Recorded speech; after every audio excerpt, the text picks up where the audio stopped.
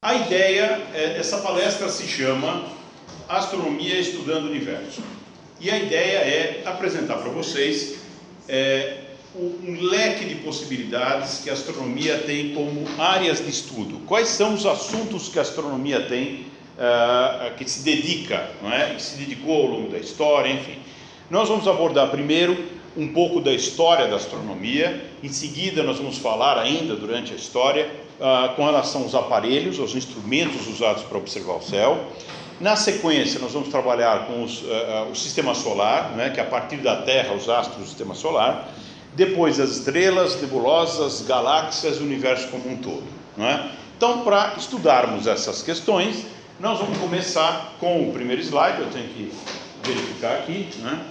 E nós vamos começar dizendo o seguinte: desde milhares de anos atrás, o homem já se interessou em observar o céu, e uma das primeiras coisas que chamou a atenção é que o Sol nascia não exatamente no mesmo lugar do horizonte.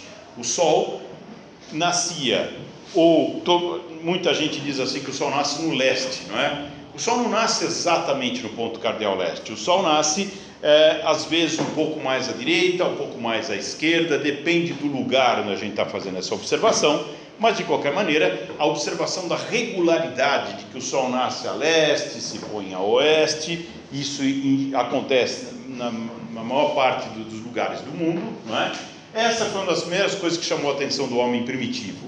Outras coisas que chamaram a atenção foi a ocorrência de eclipses, foi a ocorrência de meteoros ou estrelas cadentes, ou a passagem de certos cometas, astros e coisas que aconteciam no céu que não eram planejados muitas vezes, outras que eram, mas o ser humano já se interessava. E no começo era um misto de admiração com medo, quer dizer, o ser humano tinha medo porque não sabia explicar, mas ao mesmo tempo ele também admirava e até adorava os astros como sendo seus deuses, né?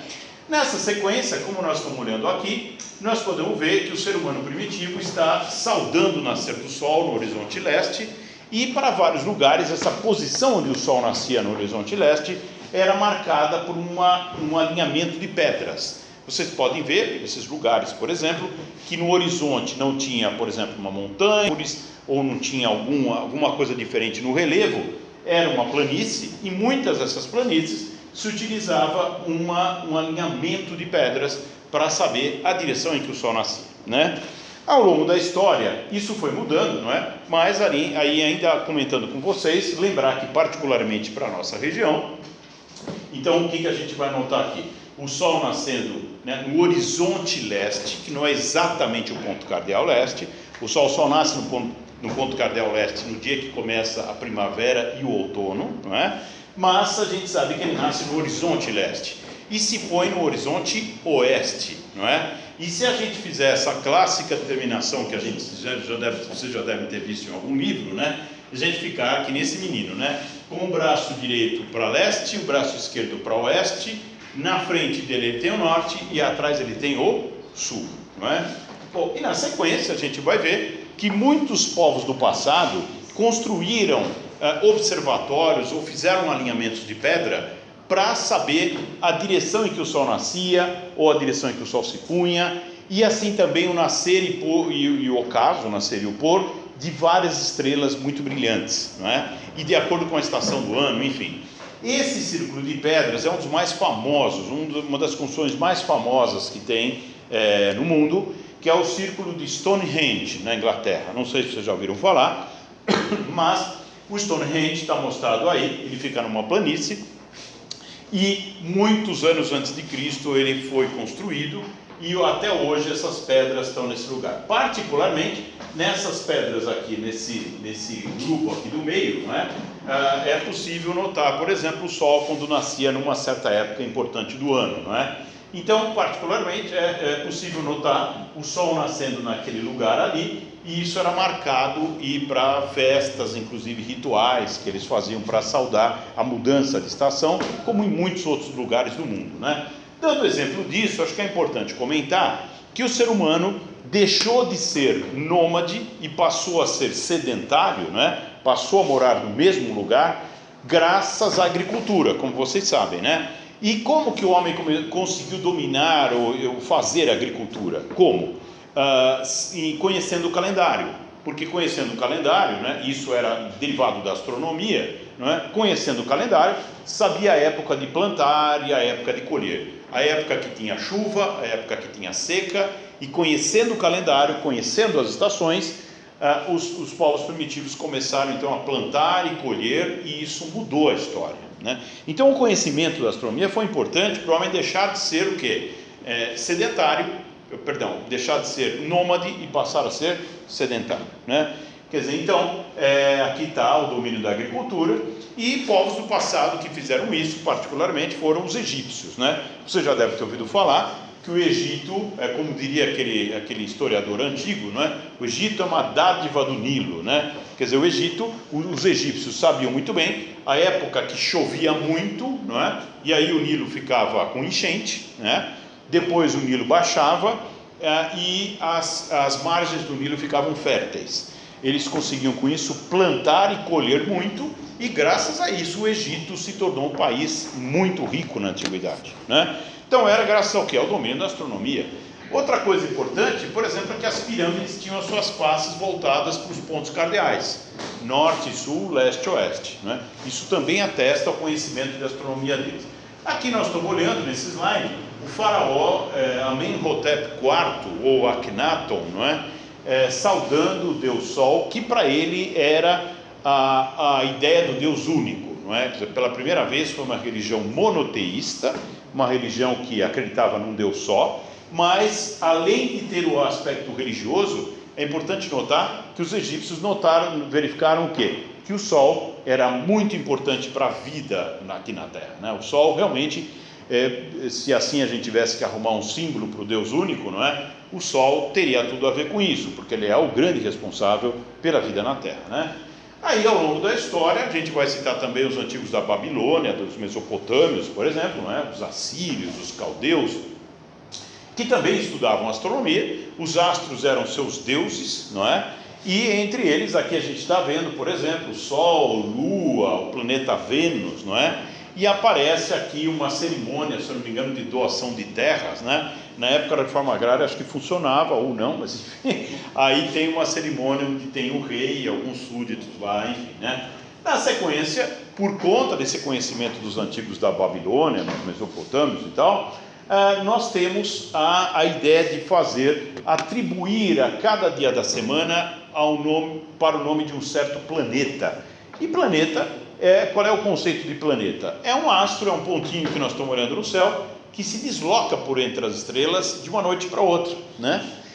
E quem é que se move ao longo das estrelas? Quem é que se move no céu, assim, movimento entre eles, assim, né? Quer dizer, além dos planetas, alguns que eram visíveis já na antiguidade, nós sabemos também que o Sol e a Lua se movem por entre as estrelas, né?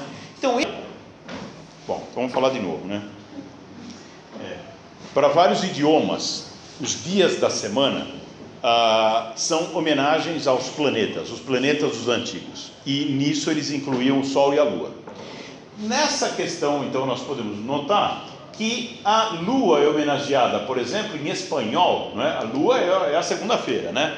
Que em espanhol a gente vai ter o quê? Lunes. Em italiano, lunedì, não é? Dia da Lua. Francês, lundi. Em inglês, Monday, como vocês sabem, né? Depois, em alemão, Montag. E em português, segunda-feira, né? Olha como é chato o português, né? Segunda-feira, terça-feira, quarta-feira, quinta-feira. Quando chega na sexta, você não aguenta mais falar sexta-feira, acabou, é fim de semana. Bom, essa foi péssima. Bom, aí, então nós temos Sol, Lua, Marte, Mercúrio e tal. Quem gosta do inglês deve lembrar que, por exemplo, o sábado em inglês é Saturday, né? E assim por diante, dia de Saturno. Quer dizer, nessa sequência, isso foi uma contribuição dos povos da Mesopotâmia, né? Agora, tem outras contribuições dos povos antigos. Vejam como os indianos achavam que era o universo. Imaginavam que o universo era feito de uma coisa desse tipo aqui, né? A Terra era uma coisa assim, era uma calota que estava em cima de 4 elefantes, que estava em cima de uma tartaruga, que por sua vez tinha uma serpente enrolada, engolindo a própria cauda em volta de tudo isso. Olha que viagem, né? Então, o que acontece? Hoje a gente pode achar que era uma coisa tola, né? Mas eles tinham uma razão ao pensar isso. Por exemplo, os 4 elefantes, tem um atrás aí que você não está vendo, né? Os 4 elefantes que representam os 4 pontos cardeais. A tartaruga tem a ver com a criação no universo, etc., né? Por exemplo, aqui, ó, a serpente engolindo a própria cauda é um círculo, e o círculo é um símbolo do infinito, do perfeito, do absoluto, que é o universo como um todo. E tem mais um detalhe: as escamas da serpente brilham, não brilham? Não tem as estrelas que brilham à noite? Então isso é um simbolismo que eles usavam para entender, para explicar o universo, e esse recurso era usado então para explicar como é que era essa estrutura toda, né? Entre os chineses, por exemplo, tem uma história de que quando ocorria um eclipse é porque um dragão estava engolindo o sol. Então eles faziam o maior barulho para espantar o dragão e sempre dava certo, o dragão ia embora. Bom, era assim que eles explicavam a ocorrência dos eclipses, isso lá na China, né? Muito bem. Nos povos da América, você já deve ter ouvido falar em incas, maias e astecas, né? Entre eles, a gente pode olhar algumas coisas importantes. Olha, Machu Picchu, que fica lá no Peru, significa montanha velha e era um observatório antigo lá, né? Esse outro aqui é um observatório, a gente sabe que tem lugares que eles observavam o céu e tal, mas a curiosidade é que essa pirâmide tem 365 janelas. O que é 365? O número de dias do ano, né? Agora eu não sei porquê, não me perguntem. Quer dizer, será que cada dia o cara vê, bom dia, hoje é dia 3 de agosto, hoje é dia 4, cada dia ele sai numa janela. Bom, eu não sei. A outra é a Porta do Sol, que fica na Bolívia.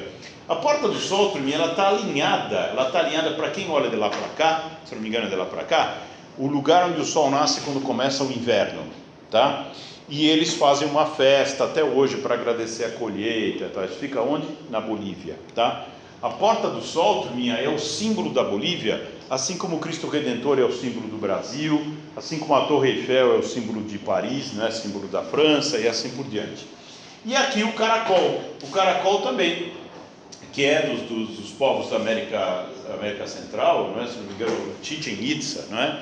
Isso aí também era um observatório primitivo, onde as janelas aqui de cima eram usadas para observar o céu, tá? Bom, aí a gente tem um pulo na história. Por quê? Embora os antigos pensavam muito nessa coisa de que os astros eram deuses e tal, e tinham medo, tinham admiração e tudo mais, digamos assim, os personagens da mitologia eram os seres da mitologia, tinham muitas histórias, né? Marte era o deus da guerra, Vênus a deusa da beleza e assim por diante. Mas houve uma mudança na história quando os antigos gregos começaram a pensar o universo de maneira mais racional. Então deixaram de pensar em lendas, em histórias, etc., e acabaram usando a matemática para explicar os movimentos dos astros. Com isso, com o desenvolvimento da matemática, os antigos faziam, por exemplo, medidas de ângulos do céu, não é? Esses ângulos, vocês podem olhar aqui, isso aqui é um instrumento, chama-se balestilha. O camarada olha, parece que ele está com uma antena assim, né? Mas esse alinhamento aqui, ó, na barra principal, por exemplo, estaria apontado para uma certa estrela. E essa barrinha, por exemplo, estaria, né, esse vértice aqui estaria apontado para uma outra estrela. Então ele sabia o ângulo que tinha nessas coisas, tá? Sabendo o ângulo entre um astro e outro, etc., eles acabaram estudando o movimento dos astros. Usando matemática, usando geometria, os antigos gregos acabaram, assim, eles começaram a estudar astronomia do modo que a gente conhece hoje. Os grandes caras começaram a matemática. Você já deve ter ouvido falar em Tales de Mileto, né, o Teorema de Tales, o Teorema de Pitágoras. Esses caras todos eram matemáticos que contribuíram para o conhecimento do universo, né? E a escola de Alexandria era um dos lugares mais importantes onde esse estudo aconteceu. Se eu não me engano, a escola de Alexandria funcionou mais ou menos entre 200 a.C. e 200 depois de Cristo, né? E a coisa mais importante que eles acreditavam, né, era no sistema geocêntrico. Vocês já ouviram falar? Geo é terra e cêntrico, centro, né? Ter a terra no centro do universo. Não sabiam exatamente que a terra era redonda, mas eles acreditavam que os astros giravam em torno da terra. Então, que astros? Lua, Mercúrio, Vênus, o Sol, Marte. E por quê? Porque, bom, a gente não olha os astros fazendo movimentos assim e tal em volta da terra. Então, para eles era muito natural pensar isso, né? Só que com o tempo, muitos movimentos não eram explicados. E aí, anos depois, né, os gregos já pensaram nisso, mas quem estabeleceu melhor esse estudo foi Nicolau Copérnico, não é? Que fez o estudo então de assumir que o Sol estaria no centro e em volta do Sol girariam os planetas Mercúrio, Vênus, aí a Terra, Marte, Júpiter, Saturno, e é isso, né? O sistema chamado então heliocêntrico, né? A gente pode tomar a Terra no centro do universo e vocês devem ter ouvido falar em física, né? Aquela questão de tudo depende do referencial, não é verdade? A gente pode aceitar que a Terra está no centro e os astros giram em volta, se o referencial for a Terra. Mas é mais fácil explicar pelos movimentos dos planetas que o Sol está no centro, né? Por isso o sistema heliocêntrico, que demorou na época para ser aceito, acabou sendo aceito, né? Mas também nessa sequência nós temos que lembrar a importância da astronomia para as navegações, né? Quer dizer, então, por que os navegadores conseguiram dar a volta no mundo e entre um continente e outro, etc? Porque estudavam astronomia, né? Colombo, né? Vários outros navegadores eram astrônomos também, né? Então, por exemplo, um instrumento como esse é o astrolábio, que a gente, digamos assim, os europeus conheceram por causa dos árabes, não é? Quando os árabes invadiram a Europa. Então aqui nós observamos, por exemplo, um navegador observando, né, pelo alinhamento desta barra aqui, observando, por exemplo, né, uma determinada estrela a uma certa altura. E como é que ele sabia a altura em graus? Como é que ele sabia? Porque esse círculo aqui era todo graduado, tá? Tudo graduado aqui, tudo graduação e tal. Então ele sabia um pequeno ângulo que ele movesse aqui, não é? Para ver o alinhamento de uma certa estrela, ele sabia a quantos graus de altura ela estava sobre o horizonte, e com isso, particularmente, ele podia saber em que lugar ele estava navegando, não é? Então os navegadores usavam esse recurso.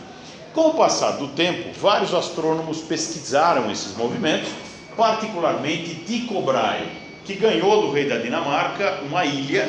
E com essa ilha, ele era também nobre, não é? Mas ele fundou um observatório com instrumentos astronômicos de medidas de ângulos.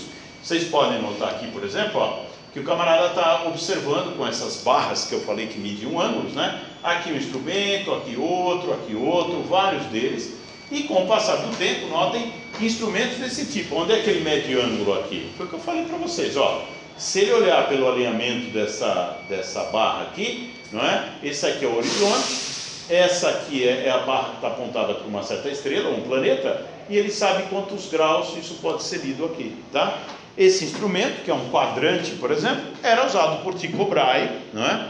Numa época em que não existiam telescópios, né? Medindo só as posições dos astros, né? Decorrente do estudo dessas posições, foi trabalhar com Tycho Brahe um astrônomo também importante, que era um grande matemático na época, que era Johannes Kepler, né? Kepler aparece aqui aparece o Tycho Brahe, não parece que ele engoliu uma andorinha, né? Olha o tamanho do bigode do Tycho Brahe, né? Mas ele aparece aqui no quadro e o Kepler aparece aqui. A grande contribuição do Kepler foi que ele usou as observações do Tycho Brahe e com isso ele conseguiu verificar que os planetas giram em torno do Sol em órbitas que são o quê? Como é que chama esse formato aqui? Elipses, exatamente, elipses.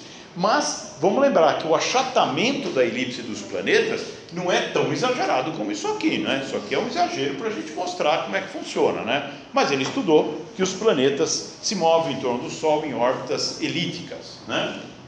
Bom, com o tempo também aparece Galileu Galilei, que foi o primeiro a usar uma luneta para observar o céu. Não foi ele que inventou a luneta, mas, não é? Ele ganhou de presente uma luneta e desenvolveu a luneta.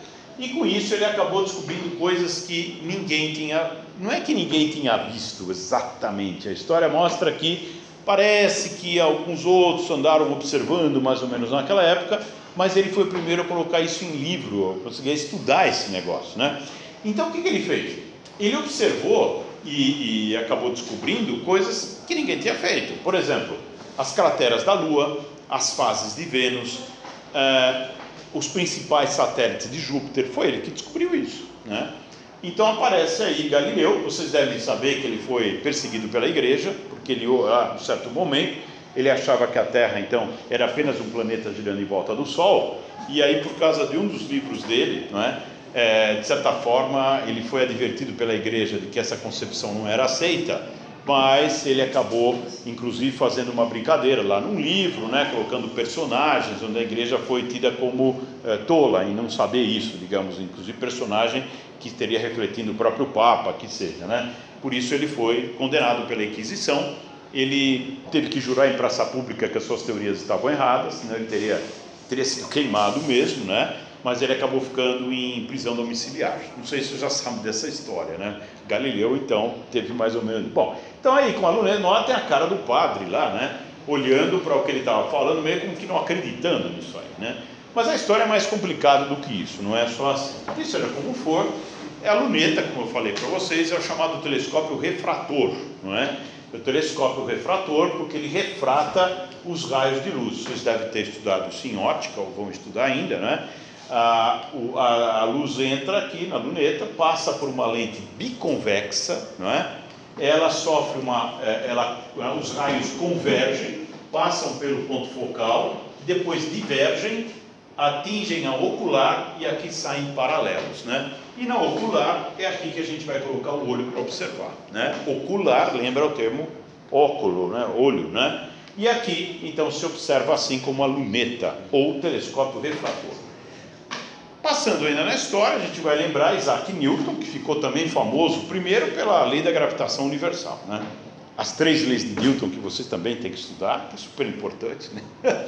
E também o Newton, entre outras coisas, né? Ele também estudou a decomposição da luz branca pelo prisma, dando as 7 cores do arco-íris, né? Mas entre outras contribuições do Newton, Isaac Newton, foi também a invenção do telescópio refletor. Vocês estão notando aqui, ó, que aqui aparece um pedacinho do telescópio nessa arte que foi feita, né? Mas aqui aparece o funcionamento do newtoniano, que é o telescópio inventado por Newton. Notem que os raios incidem paralelos aqui no fundo do tubo, onde nós temos um espelho que pode ser esférico ou côncavo, né? O que o espelho côncavo faz? Vocês devem lembrar que no cotidiano, onde é que tem espelho côncavo no cotidiano? Onde que vocês veem um espelho que faz uma curva assim? Dá um exemplo. Aonde? Que mais? E na cozinha? Lembra de alguma coisa? Colher, exatamente. Já viu sua cara na colher?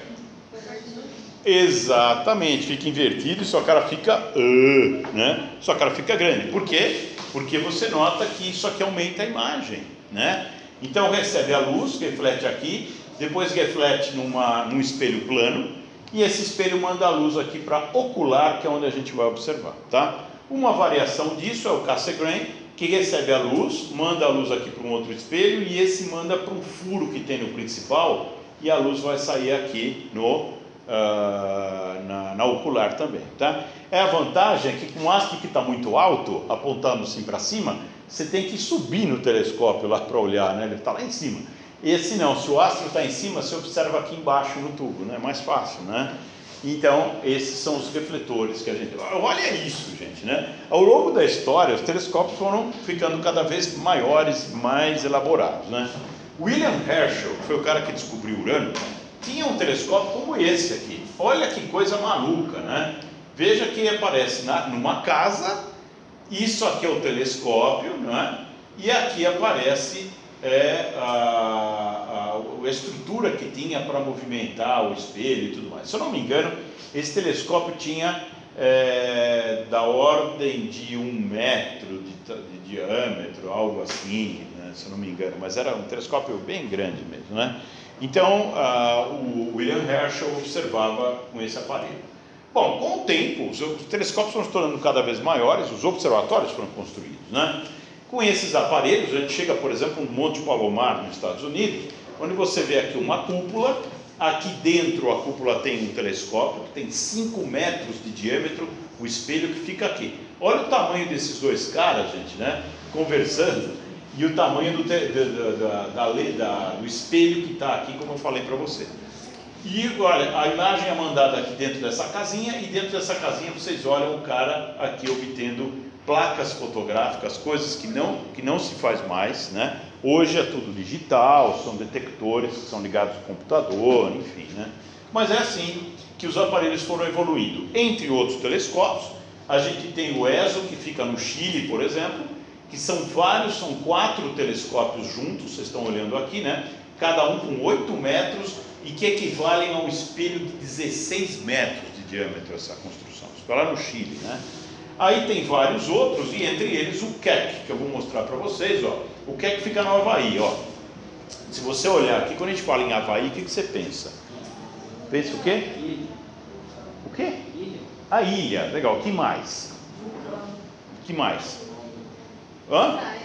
Onda, praia, onda, não é? Então você acha, o que é isso aqui que está vendo aqui embaixo? Mar, né? Isso aqui é o mar, né? Estamos olhando as ondas do mar e tal. Não, isso aqui são nuvens, gente, nuvens. Esse telescópio, gente, esse observatório fica a cerca de 4.400 metros de altitude, tá? É muito alto. Isso aqui são nuvens que ficam lá embaixo, né? E aqui nós podemos observar as 2 cúpulas, porque o Keck é um telescópio duplo. Como eu tinha mostrado aqui, qual é o tamanho dele? Ó, espelhos múltiplos que equivalem a um espelho de 10 metros, tá? Cada um desse aqui tem 10 metros de diâmetro, tá?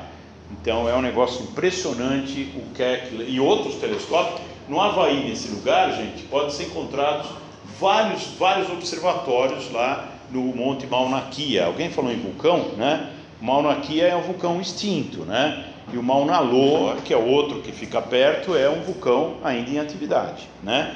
Mas é muito alto isso aí, né? Muito bem, a astronomia foi evoluindo e nesse sistema aparecem também os radiotelescópios, né? Essa imagem aqui, não sei se vocês viram aquele filme Contato, né? A gente pode achar em DVD e tal, ou baixar aí no computador para assistir, enfim. Isso aqui são vários radiotelescópios que captam ondas de rádio do espaço, né? E também um outro radiotelescópio que é de antena fixa, que fica em Porto Rico também, né? Que com 300 metros de diâmetro, é muito grande esse aqui também, né? Bom, a gente ainda falando dos aparelhos, é importante lembrar que esses instrumentos permitiram que o ser humano fosse para o espaço, né? Que astronautas fossem lançados aí, e entre outras coisas a gente lembra das missões espaciais que foram para a Lua, né? A missão Apollo, as missões Apollo que levavam os primeiros astronautas, vocês devem lembrar, né? O Armstrong, o Collins e o Aldrin, né? E aqui aparecem os astronautas andando na superfície da Lua, né? Bom, com a evolução dos aparelhos da astronáutica, que essa não é a ciência, digamos, a área que tem a ver com essa questão de não mandar equipamentos para o espaço, ir para outros planetas ou fora da atmosfera, enfim, entre outros avanços, tivemos também o ônibus espacial, que eu acho que vocês ouviram falar, que foram feitas muitas missões, principalmente, né, e claro, dando volta em torno da Terra, levando o telescópio espacial, montando a estação espacial, que vocês também já devem ter ouvido falar, né? Mas ele subia como um foguete, desse jeito, depois, né, os tanques aqui se desprendiam, caíam no mar, e essa parte aqui que parecia um avião ficava em órbita da Terra, né? Ia lá na estação espacial, fazia uma série de coisas, certo? E depois isso aqui voltava e pousava numa pista como se fosse um avião, né? Não sei se vocês já viram um filme disso aí, mas é impressionante, né? Como é que ele tem que fazer uma freagem muito forte, que ele vem do espaço com muita velocidade, né? Então é um negócio que para ser piloto disso aí é um negócio impressionante mesmo, não é qualquer coisa, né? E o Marcos Pontes, eu estava olhando aqui, parece que o Marcos Pontes fez uma palestra aqui antes de ter ido para o espaço, né? Que ele fez a viagem dele em 2006, né? Ele fez a viagem e ele foi na Estação Espacial Internacional, ficou alguns dias lá, e ele é realmente foi o nosso astronauta brasileiro, né? Um detalhe sobre o Marcos Pontes, né? Eu conheço pessoalmente, né? Mais do que a façanha dele de ter ido para o espaço, gente, é a pessoa do Marcos Pontes, tá? Então, nas palestras ele conta como foi, nos livros dele também, né? Conta como foi digamos assim, a trajetória dele, a batalha dele na vida e tudo, para estudar, para conseguir chegar lá e ganhar né, e fazer essa missão e tal. Muito legal, conhecer a história do Marcos Pontes, né? Muito bem, e com esses equipamentos que foram para o espaço, entre eles, a gente tem o quê? As sondas que foram para vários planetas, como a Voyager, não sei se vocês já ouviram falar, que foi para os planetas Júpiter, Saturno, Urano e Netuno, né? Bom, agora eu vou dar uma parada rápida e vou mostrar para vocês algumas especialidades sobre o Sistema Solar, né? Para começar, a gente vai falar um pouco sobre a origem do sistema solar, que a mais aceita é essa nuvem de gás e poeira. A nuvem de gás e poeira, devido à colisão das partículas, acabou juntando material e no centro acabou formando mais massa, não é? O restante ali, em forma de pizza, vamos dizer assim, né? Com movimento e tudo mais, e colisão entre as partículas, entre a matéria, a gente vai ter então a formação de pequenos blocos de pedra e tal, e depois, com o tempo, a formação dos planetas do sistema solar como nós conhecemos hoje, né? Então essa é a origem mais aceita do sistema solar, né? Da nebulosa inicial, a nebulosa primitiva, né? E na sequência a gente tem assim a questão de que a maior parte dos planetas do sistema solar estão numa órbita que é um plano, não é? A maior parte deles gira nesse plano, e tinha aí até recentemente a exceção do planeta Plutão, que girava fora desse plano aqui, né? Bem diferente. Agora Plutão foi reclassificado, agora não, já está fazendo 10 anos, né? Como um planeta anão, né? Então vocês estão olhando aí a questão da comparação de tamanho entre os planetas, o Sol e tudo mais. Bom, começando pelo Sol, o Sol, como todo mundo deve saber, tem um núcleo, não é? Bom, aqui que dá para a gente ver o que, né? Manchas solares, que são regiões com temperatura um pouco abaixo do resto da superfície, mas em geral, a gente sabe que a superfície do Sol tem da ordem de 5.000 graus de temperatura, ou 6.000 graus de temperatura, né? O interior do Sol é da ordem de milhões de graus, e com esses milhões de graus, só isso que é possível, só assim que é possível fazer fusões nucleares, que você já deve ter ouvido falar também, não é? Hidrogênios se juntando, fazendo átomos de hélio, e quando isso acontece, mandando luz e calor para o espaço, não é? Essa é a maneira que o Sol emite energia que a gente recebe, né?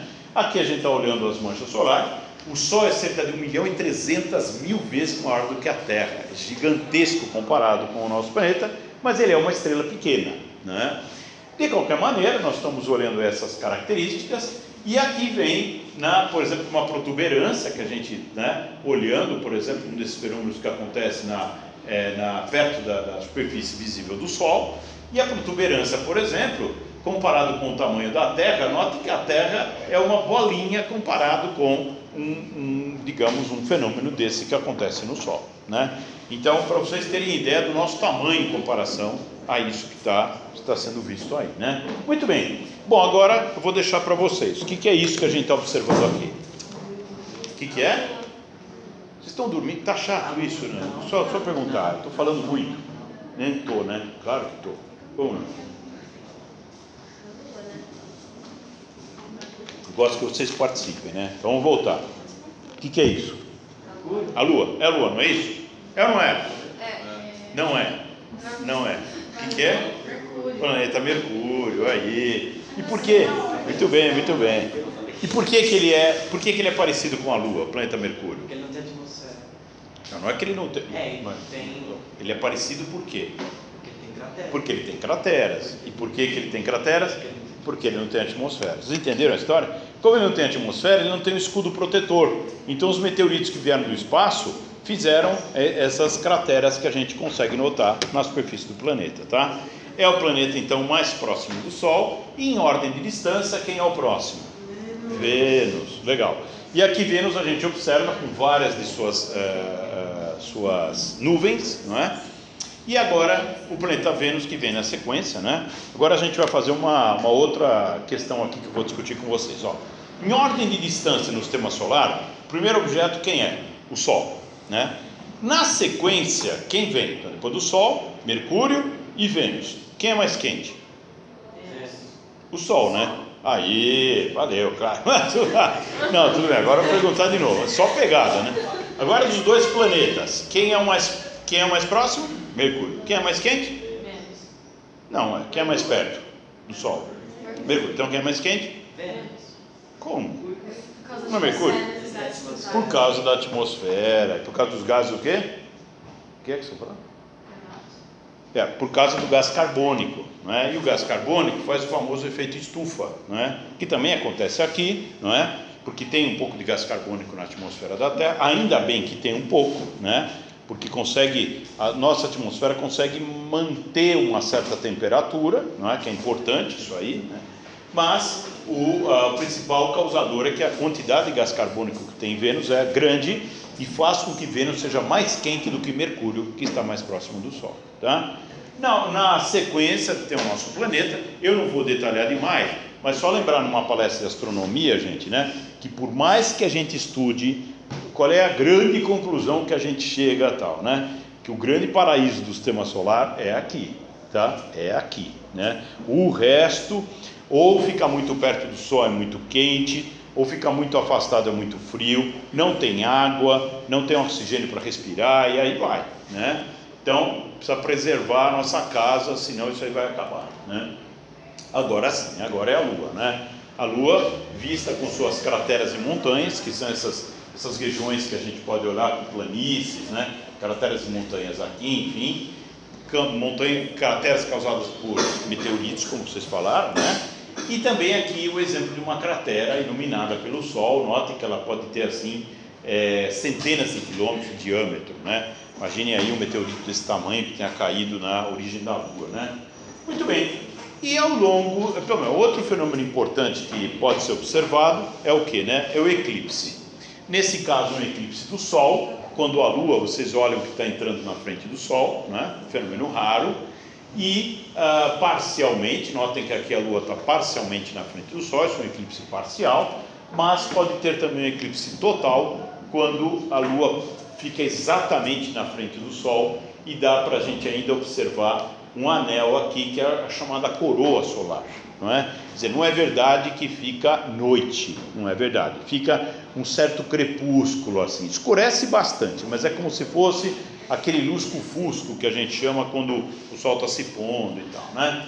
Mas também tem os eclipses da Lua, né? Note que aqui é um eclipse total, não sei se vocês viram, o ano passado ocorreu um eclipse total da Lua, só que aqui choveu, né? Exatamente. Eu estava em Ouro Preto, lá estava legal, lá estava bacana, mas aqui choveu. Eu lembro que amigos meus foram no observatório, que caiu uma chuva bem forte, né? Muito bem, legal. E aqui a Lua meio avermelhada, quando ela fica, não é, dentro da sombra da Terra, né? O próximo planeta em ordem de distância, quem é? Marte. Note, turma, que Marte aparece aqui com essa mancha branca, que é uma calota polar. Tem uma outra também do outro lado, calotas polares feitas de gás carbônico congelado, o famoso gelo seco, né? E aqui a gente vê que Marte tem essa coloração alaranjada, meio avermelhada, por causa que tem ferrugem na superfície, tá? Óxido de ferro, né? E mais recentemente, vocês devem ter ouvido falar que várias sondas chegaram em Marte e acabaram fazendo uma série de análises. Olha, até hoje, ninguém descobriu vida em Marte, tá? Ninguém. Não foi descoberta vida de nenhuma forma. Desde a sonda Viking, que foi em 76, analisava o solo, analisava a composição do planeta, não foi localizado vida de nenhuma forma. Mas, ao longo da história, não é? Vocês já ouviram falar desse jipinho que andou na Lua, depois essa sonda aqui que também cavocou e tal, e o Opportunity e o Curiosity foram sondas lançadas que chegaram em anos diferentes, mas que fizeram várias medidas lá e tal. E mais recentemente, no ano passado, se comprovou a existência de água, alguma água misturada com o solo de Marte, mas bem pouco também, né? Muito bem. Depois de Marte, vocês estão olhando aqui a órbita de Marte, né, em torno do Sol, que é esse pontilhado aqui, não é? Na sequência, antes do próximo planeta, que é Júpiter, né, que Júpiter está aqui na próxima órbita, a gente tem uma grande quantidade de pedras que tem aqui, não é? Rochas e tal, que são os asteroides. O tal do cinturão de asteroides, que está principalmente aqui nessa região, mas também existem alguns que são fora, que nem esses outros aqui, ó, Apolo, Ícaros, enfim, né? Os troianos que estão dentro da órbita de Júpiter, né? Mas você vai me falar, mas Paulo, como é que é esse negócio? Como é que os caras descobrem um asteroide, né? Olha que interessante, se vocês notarem isso, esses astrônomos estão aqui obtendo imagens com uma placa fotográfica ou com detectores, e dá para notar o quê? Vocês notam que os pontinhos que aparecem aqui são um determinado campo estelar, um campo de estrelas. O campo é o mesmo, vocês concordam? O que é que se mexe aí? Esse objeto aqui, ó. Então, com a comparação de várias fotos, é possível descobrir asteroides. É isso que acontece, tá? Muito bem. Na sequência, o próximo planeta em ordem de distância é Júpiter. E Júpiter, turminha, é um planeta muito grande, é o chamado gigante dos mundos, né? Só nessa mancha vermelha aqui, ó, caberiam 4 planetas iguaizinhos ao nosso. Esse planeta, que é praticamente todo gasoso, ele é feito principalmente de hidrogênio, hélio, amônia e metano, gases irrespiráveis para nós seres humanos, né? E esse planeta, turminha, tem essas nuvens que a gente está observando aqui, mas ele também tem muitas luas. Notem aqui, por exemplo, ó, eu fui ver nessa foto, isso aqui é uma montagem, né? São as 4 maiores luas, nessa foto feita pela NASA, uma montagem, mas as 4 luas cobertas por Galileu. Turminha, hoje, se a gente fizer, né, as contas de quantas luas tem girando ao redor desse planeta, que os caras já descobriram, da ordem de 67 luas, é muita coisa, né? E aí, vem na ordem de distância, eu estava vendo aí, né, ainda hoje eu já vou contar, o próximo planeta é Saturno. Vocês devem conhecer o famoso planeta dos anéis. Esse é o único planeta do sistema solar que tem anéis, não é isso? Certo? Não é, tá? Como não? Você só me contraria, né? Não é possível.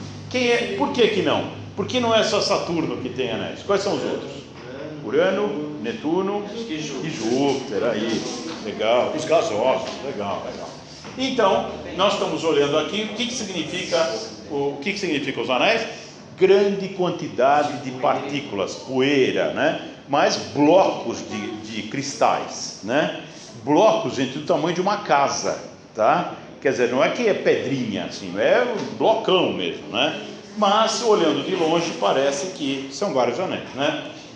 Bom, turminha, eu fiz uma conta hoje, vou falar para vocês como a gente não decora, não é para decorar coisa nenhuma, mas eu já vou contar para vocês, por exemplo, ó, Júpiter 67 luas, Saturno 62 conhecidas até agora, tá? E depois vem Urano que está acompanhado de várias suas luas. Quer ver o número que eu peguei hoje? 27. E Netuno, quantas luas? 14. Não é para decorar isso, né? Mas à medida que os detectores vão aumentando, as sondas vão passando perto e tal, os caras vão descobrindo mais informação.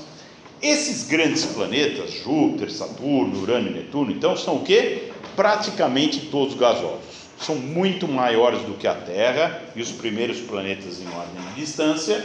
E aparece aqui, notem, uma mancha também na superfície de Netuno. Na sequência, turminha, não sei se vocês ouviram falar, mas em 1930 foi descoberto um planeta com telescópios, com uso de telescópios, que era o planeta Plutão, né?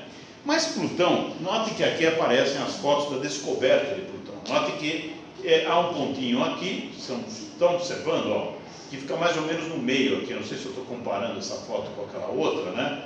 Mas o pontinho que era para estar nesse lugar aqui, ó, mais ou menos aqui, ele se desloca para cá. E com isso o Plutão foi descoberto. Bom, turminha, esse planeta, como eu falei para vocês, ó, tinha uma órbita fora do plano dos outros, a órbita muito achatada.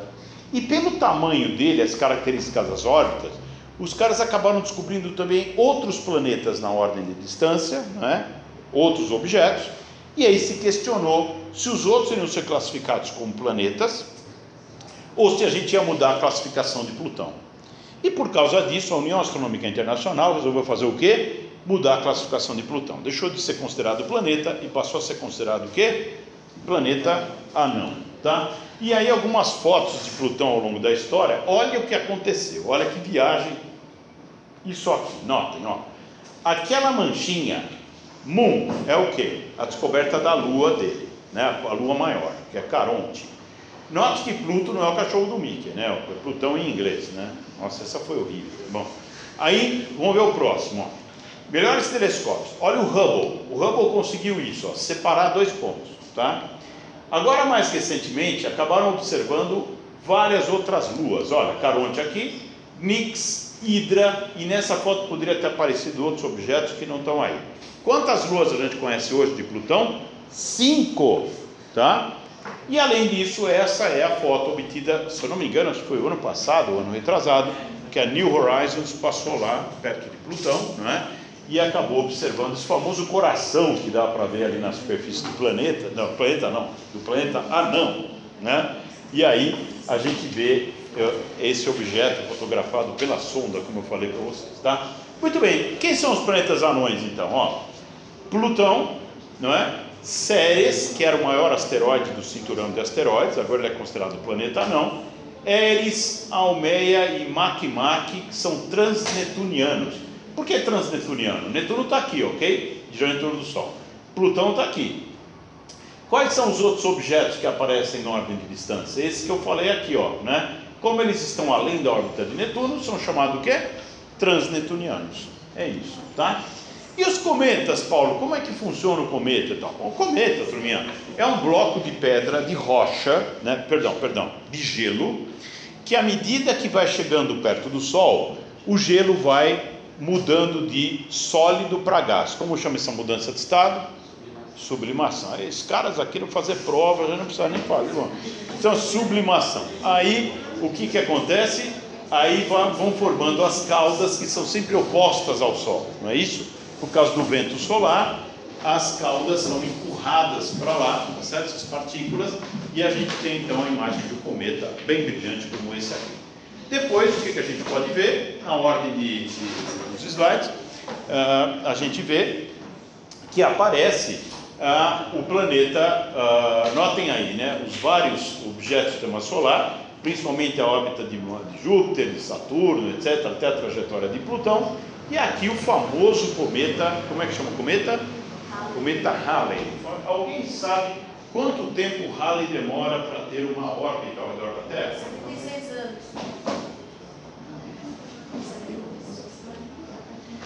Quantos anos?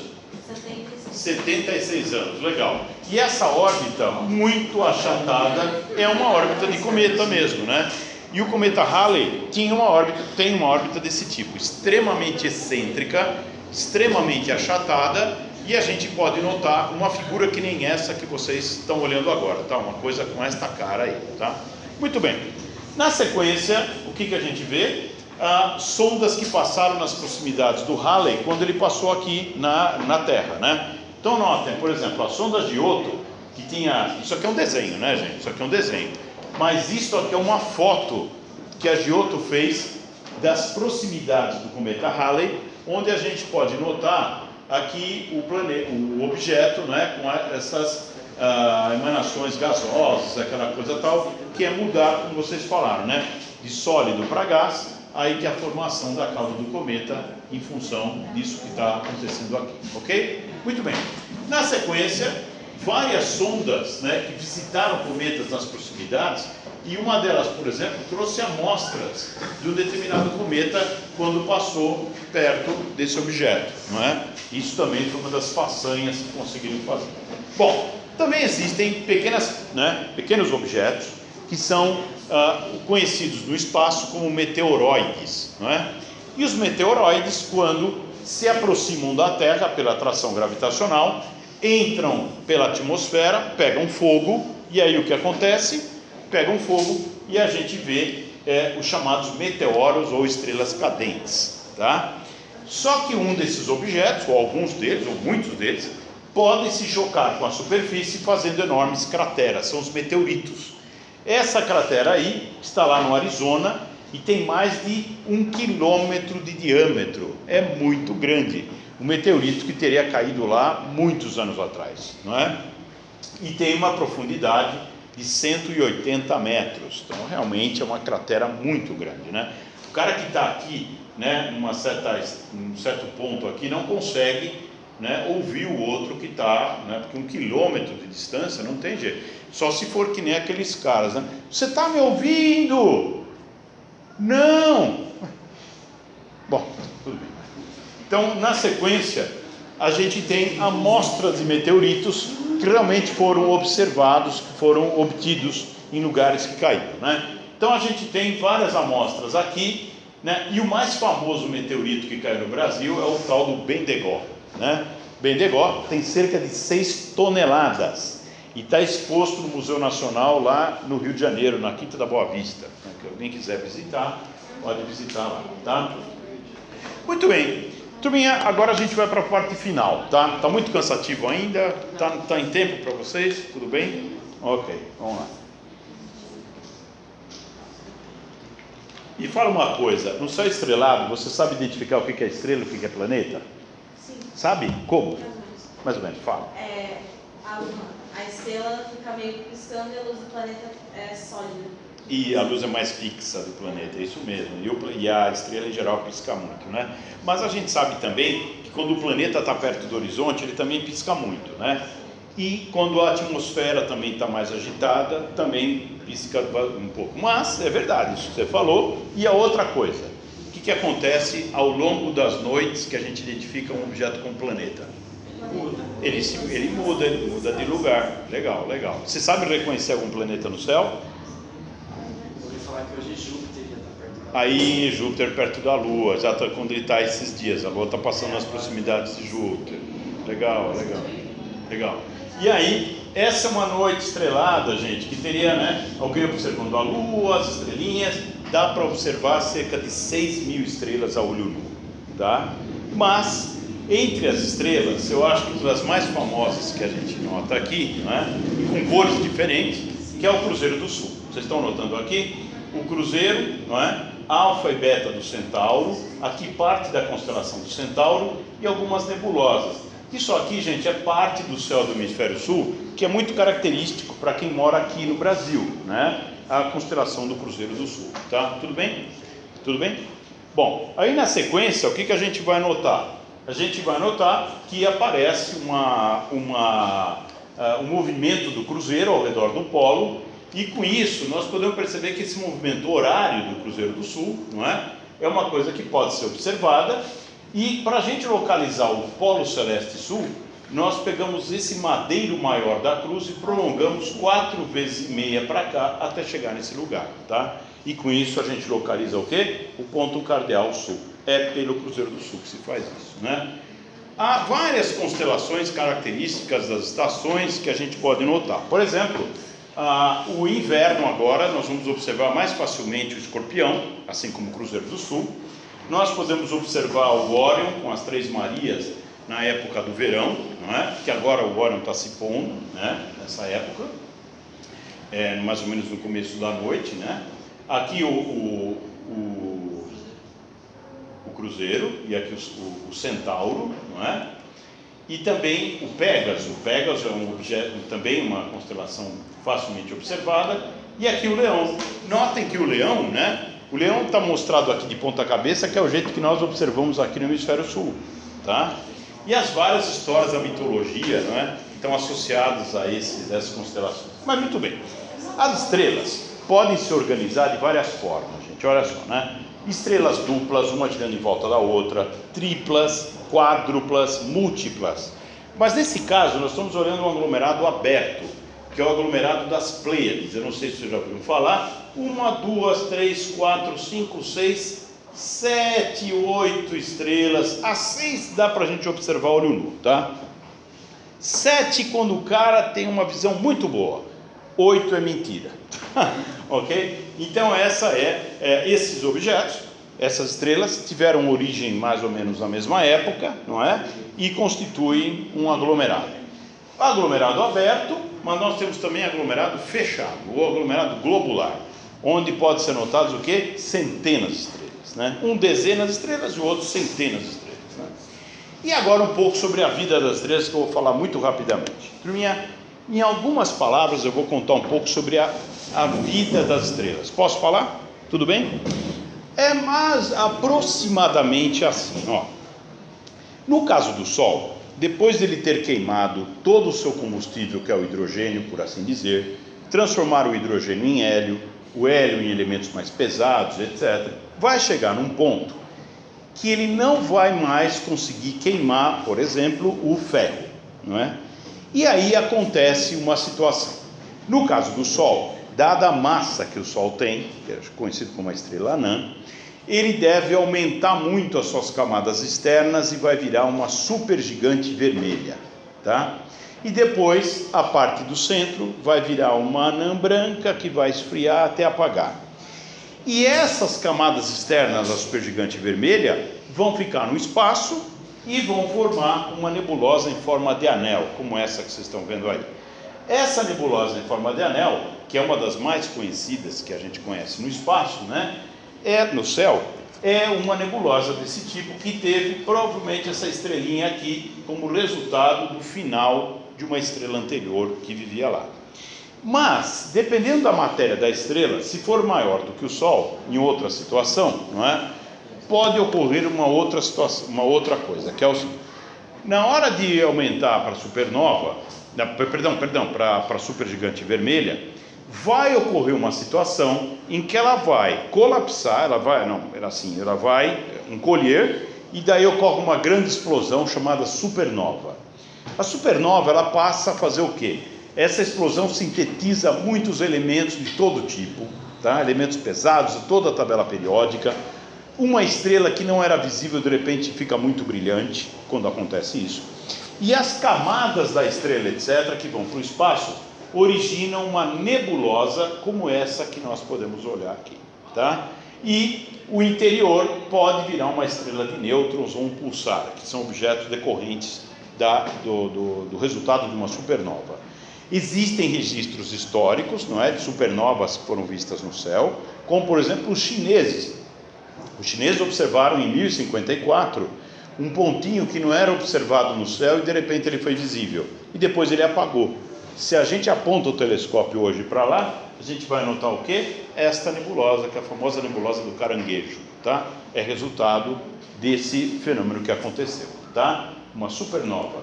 Mas também existem nebulosas de outro tipo, por exemplo, a nebulosa da cabeça do cavalo, que essa daqui é uma das Três Marias, não é? A nebulosa de Órion, que é essa daqui. Outra nebulosa, parece que em forma de bolha, está vendo aí? Outras, vejam que nessas regiões escuras é a que tem aglomeração de material que deve se originar novas estrelas, não é? E além disso, um outro objeto que, se tiver muito mais massa do que a hipótese da supernova, é uma estrela com mais massa, muito mais, e aí na hora dela colapsar, ela não vai explodir depois, ela irá engolir a própria massa e a própria luz. Esse objeto é chamado buraco negro, tá? Então, com isso, o buraco negro ele engoliria, por exemplo, nesse caso, né, uma estrela companheira, ela está sendo engolida pelo buraco negro, e aqui é uma coisa, é um fenômeno que deve acontecer em certos objetos. A gente detecta isso, não porque se observe alguma coisa aqui, mas pela estrela que está sendo engolida, que emite raio-x, e com isso a gente pode detectar que existe o buraco negro, tá? Bom, vocês já devem ter ouvido falar que ao redor das estrelas, hoje a gente já sabe que existem muitos planetas extrasolares, né? Planetas que giram em volta de outras estrelas. Aí você me pergunta assim: professor, quantos planetas extrasolares a gente conhece no universo? Então eu fiz isso hoje, antes de vir para cá, preparando a palestra lá na Federal. Eu falei assim: deixa eu procurar no site dos exoplanetas, como são chamados, né? Os planetas extrasolares, e vamos ver quantos. Bom, esse gráfico vai até 2013, mas essa coisa continuou, né? Nós temos hoje conhecidos, na data, hoje não, né? Na data última que aparece, né? É do dia 17/3, tá? Quantos são, gente? Ó, 2.093 planetas e 1.317 sistemas planetários, tá? Olha que coisa incrível que já se conhece até hoje, tá bom? Muito bem. E essa faixa branca que a gente vê no céu, não é? Claro, olhando aqui da Terra, é a chamada Via Láctea, né? A nossa própria galáxia. Se a gente pudesse sair da nossa galáxia, a gente veria uma imagem como essa, que um núcleo com muitas estrelas, braços espirais, algo como se fosse um ovo frito, não é? E o que acontece? As galáxias têm formatos espirais como esses, com bilhões de estrelas, 200 bilhões de estrelas, 300 bilhões de estrelas, não é? A nossa tem que estrutura, turminha? Olha que legal, ó. Olha esse desenho aqui, né? Esse aqui poderia ser evitado porque está em parsecs, né? Melhor esse outro. Então olha que interessante, ó. 100 mil anos-luz o diâmetro e 10 mil anos-luz a espessura da galáxia, tá? Você vai falar: e o Sol, professor, onde é que ele está? Ele está aqui, ó, no canto, quase no canto, num dos braços da espiral, e nós estamos assim num dos braços da galáxia, lá na periferia, né? E o que é o ano-luz, né? Eu esqueci de falar quando eu falava das estrelas. Vocês sabem, já devem ter ouvido falar, né? Se eu contar assim, ó, 1, 2, passou um segundo, não passou?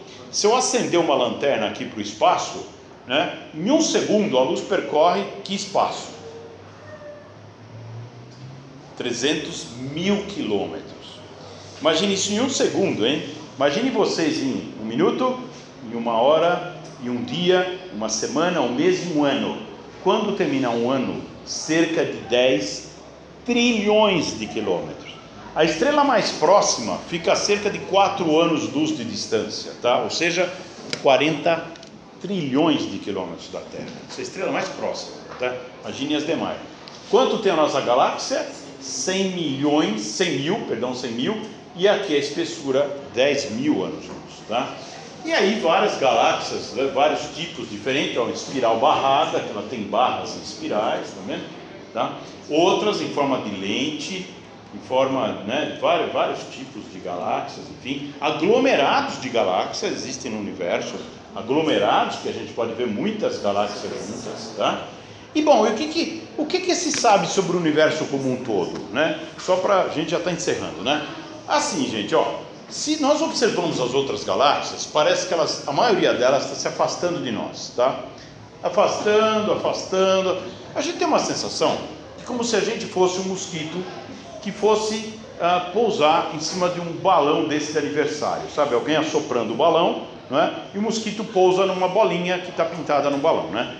Se tem outras bolinhas, se tem outras coisas pintadas, o que o mosquito vai ver? Que as outras estão se afastando, né?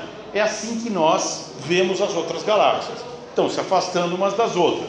E qual é a conclusão que a gente chega? Se as galáxias estão afastando umas das outras, é porque no passado elas estavam todas reunidas, não é?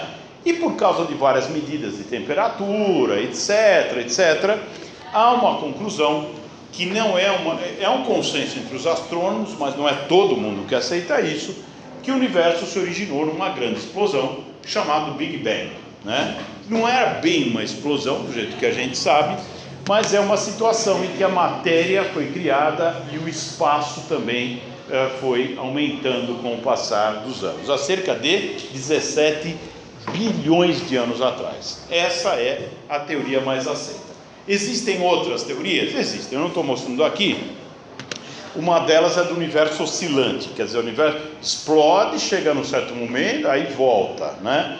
E a outra que diz que nunca houve isso e nunca teve. Isso que a gente está observando é uma impressão, é uma coisa que foi mal interpretada. Ou que à medida que o universo está aumentando, ele vai sendo criado, é o tal do estado estacionário. São várias teorias, né? E é isso, gente, essas são as teorias mais aceitas sobre a origem e a evolução do universo, tá? Para fechar, eu costumo colocar alguns slides bonitos para mostrar, não é, essa questão da beleza do universo e o que impacta isso com os nossos seres humanos, né?